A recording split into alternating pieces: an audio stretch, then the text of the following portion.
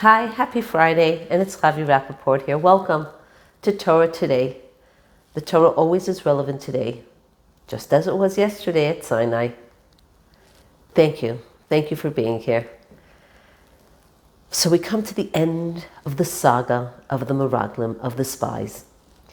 And there's just one more area that I want to explore with you.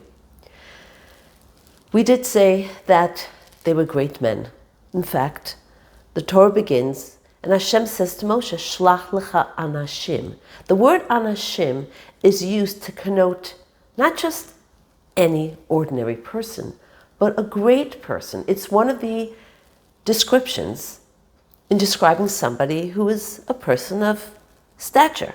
And indeed, these 12 men were the leaders, respective leaders of the 12 tribes of the Jewish people. They were great men before they set out on this journey. And something went awry. Just a quick review. So Moshe tells them, go see the land, see what kind of land it is. Is it a healthy land? Well springs and wells and the fruit. What does the fruit look like? Who's inhabiting the land? Strong people, weak people. Well, if they're sitting in fortified cities, they must be weak because they need the fortification. If they're in open cities, they're probably very strong and fearless, etc., etc. And as we said, they came back with an honest report. It's a land flowing with milk and honey, and there are other things about it that are quite daunting, and they shared those as well. The 10 out of the 12, that is, shared those frightening details as well. And maybe we can say they made them even more frightening. You see, Hashem had set it up that these giants were busy burying their dead so that they wouldn't take notice of these spies traversing their land.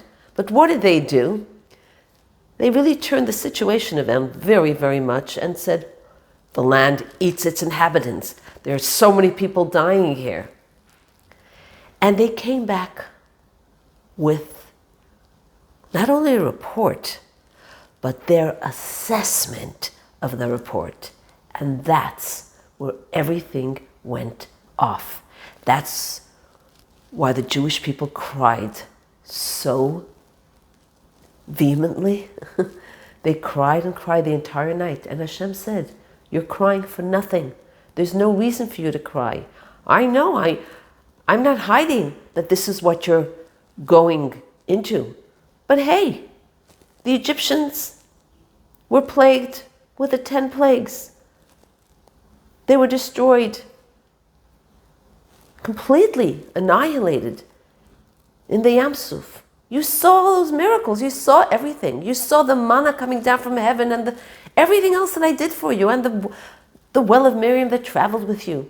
So, what are you doubting now? But here, it became about them and their insecurities.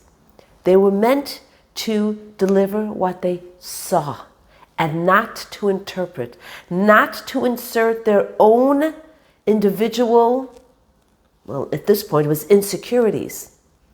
And because they did that, it was a grave error. And they suffered, and God said, you cried for nothing. And now the Jewish nation will cry for a reason, for years to come. And that's on the 9th, on Tisha B'Av, when we mourn the destruction of the temple. It happened on the very same date. And so, our takeaway here is, we approach Torah and the mitzvot. It's not about me and what I think, how I feel, my assessment. I think it would be better done this way, or I'd like to add some of my individual, taste to it. It's Hashem, it's God who gave us the Torah. The Torah is a blueprint for the world, for entire creation, for every facet and nuance of our life. And He knows us better than we know ourselves. And it's for us not to assess and to make interpretations. Yes, to understand the Torah, but it's not about me. It's about God. And you can be sure that He does have you and me in mind. Have a beautiful day. Shabbat Shalom.